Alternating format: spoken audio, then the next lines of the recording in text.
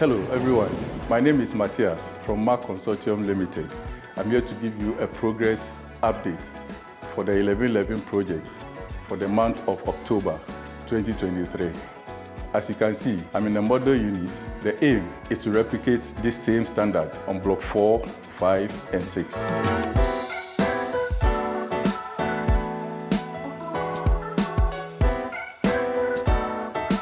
Currently, work is ongoing on block 1 to 6. For block 1, 2 and 3, MEP works are ongoing.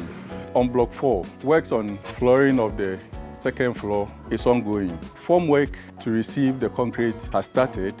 Props are already in place. Soon, marine balls will also go on, and then they will be ready to receive the concrete.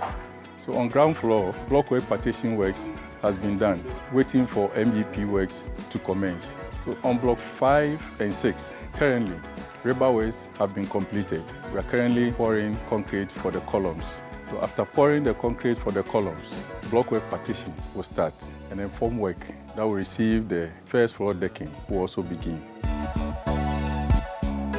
Thank you for following us for the October update.